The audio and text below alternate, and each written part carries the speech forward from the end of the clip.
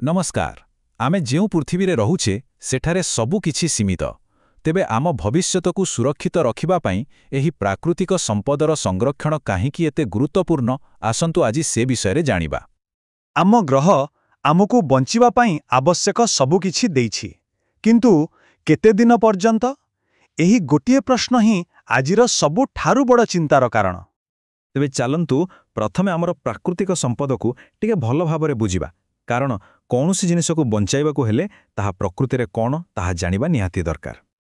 देखंतु प्राकृतिक संपद मुख्यतः दुई प्रकारर गोटी होछि नवीकरण योग्य जेमिति कि माटी पानी आउ पवन एगुड़िक प्रकृति रे पुणी थरे सृष्टि होई पारे आउ अन्यटी होछि नवीकरण अयोग्य जेमिति कि वन्यजंतु कोइला आउ पेट्रोलियम एगुड़िक थरे सरीगले आउ फेरिबनी कारण एहार भंडार पूरा सीमित। तो प्रश्न उठुछि एही संपद गुड़िक काहेकि शेष होछि। यार किछि मुख्य कारण हेउछि द्रुत गति बढ़ुथिबा जनसंख्या शिल्प और विज्ञानर अग्रगति और सबुठु बड़ कथा हेउछि मनिषर लोभ जहा तार आवश्यकता ठारू बहुत बेसी। आउ एहार परिणाम कौन हेउछि प्रदूषण विश्वतापन एवं जलवायु परिवर्तन। ठीक अछि समस्या तो बुझीगले किंतु समाधान पाई एक बहुत सरल किंतु शक्तिशाली रणनीति अच्छे जहाको आमे कहू 5 Rs बा 5 R नीति। आउ हाँ जो माने परीक्षा पाई प्रस्तुति करूछंती एही अंशटी को विशेष ध्यान दियंतु। परिवेश संरक्षण पाई एही 5 R रणनीति हेउछि सबुठारु गुरुत्वपूर्ण एहाकु भल भाबे मने रखिबा निहाती जरूरी। तेबे चलंतु गोटे गोटे करी देखिबा एही 5टी आर कोन। प्रथमटी हेला रिफ्यूज बा मना करिबा जो जिनिस दरकार नाही जेमिति कि थरे व्यवहार हेउथबा प्लास्टिक ताकू ना कहिबा सिखंतु। द्वितीय रे रेड्यूस बा कम करिबा पानी बिजुली भली संपदर व्यवहार जेते संभव कम करंतु। तृतीय रे रीयूज बा पुणी व्यवहार करिबा गोटे जिनिस को बारंबार व्यवहार करंतु जेमिति कि पुराना काच जार को जिनिसपत्र रखिबा पाई व्यवहार करिहेबो।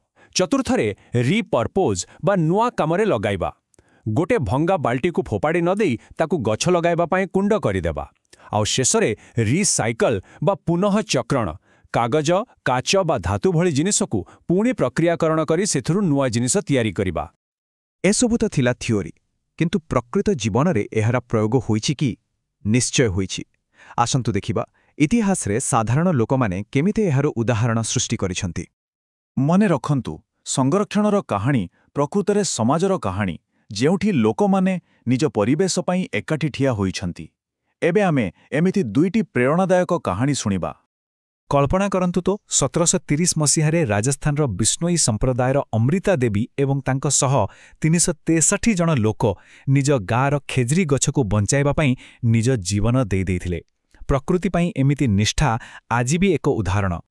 आउ एही जो भावना सेटा केवल सेइठी अटकी जाय नथिला। विंश शताब्दी रे एहार सबुठारु बड़ उदाहरण थिला प्रसिद्ध चिपको आंदोलन। एहा थिला 1970 दशकर कथा। उत्तराखंडर हिमालय अंचल रे सरकारी निर्देश रे गछ कटा जाउथिला। सेतेबेले स्थानीय लोक विशेषकरी महिला माने गछगुडी को काटिबारु बंचाइबा पई ताकू कुंढाई थले। एहा एक शांतिपूर्ण आंदोलन थिला और एहार प्रभाव एति थिला जे सरकार सही अंचल रे 15 वर्ष पई गछ काटिबा उपरे ब्यान लगाइबाकू बाध्य होइथिले। गछ परे आसंतु वन्य प्राणी कथा देखिबा। स्क्रीन रे जो नंबरटी अछि ताकू टिके देखंतु 1827। जानंती इटा कोन 1972 सुद्धा पूरा भारत रे मात्र एतिकी बाघ बंची थिले। भाबिले आश्चर्य लागे जे विंश शताब्दीर आरंभरे एमानंकर संख्या 40,000 रु भी अधिक थिला। तो आमे जानिबा केमिति केहू जीव बा गछ विपदरे अछि। एहिठी कामरे आसे रेड डाटा बुक IUCN बा international union for conservation of nature एही बहिटी को प्रकाश करे। एठिरे सारा दुनियार सही सबु प्राणी और उद्भिदांक तालिका थाए जो माने विलुप्त हेबार आशंकारे अछंती। चलंतु आम आलोचनार शेष पर्याय को जिबा। एही सबु किछि आम भविष्यत आउ आम शक्तिर उत्स पई केते गुरुत्वपूर्ण ताहा देखिबा। आम समयर सबुठारु बड़ चैलेंज होछि आमर नवीकरण अयोग्य शक्ति उत्स माने कोइला आउ पेट्रोलियम। आम आधुनिक जीवन एहा उपरे निर्भरशील किंतु एगुड़िक बहुत जल्दी सरीबाकू जाउछि। एहे समय सीमा को टिके देखंतु। आकलन कहुछि जे आमे जेउ भली भाबे व्यवहार करूछे ताहा जारी रहिले 2075 सुद्धा पेट्रोलियम ଆଉ 2125 ସୁଦ୍ଧା କୋଇଲା ଭଣ୍ଡାର ଶେଷ ହୋଇଯାଇପାରେ। ଏହା କୌଣସି ଦୂର ଭବିଷ୍ୟତର କଥା ନୁହେଁ। ତେବେ ବାଟ କ'ଣ? ବାଟ ହେଉଛି ସଷ୍ଟେନେବଲ୍ ଡେଭଲପମେଣ୍ଟ ବା ପରିପୋଷଣୀୟ ବିକାଶ। ଏହାର ଅର୍ଥ ହେଉଛି ଏମିତି ଏକ ବିକାଶ ଯାହା ଆମର ବର୍ତ୍ତମାନର ଆବଶ୍ୟକତା ପୂରଣ କରିବ, କିନ୍ତୁ ଆମ ଭବିଷ୍ୟତ ପିଢ଼ିର ଆବଶ୍ୟକତା ସହ କୌଣସି ସାଲିସ କରିବ ନାହିଁ। ଆଉ ଶେଷରେ ଗୋଟିଏ ପ୍ରଶ୍ନ ଯାହାର ଉତ୍ତର ଆମ ସମସ୍ତଙ୍କୁ ମିଶି ଖୋଜିବାକୁ ହେବ। ଆମେ ଆମର ପରବର୍ତ୍ତୀ ପିଢ଼ି ପାଇଁ କିଭଳି ଏକ ଦୁନିଆ ଛାଡ଼ିଯିବାକୁ ଚାହୁଁଛୁ?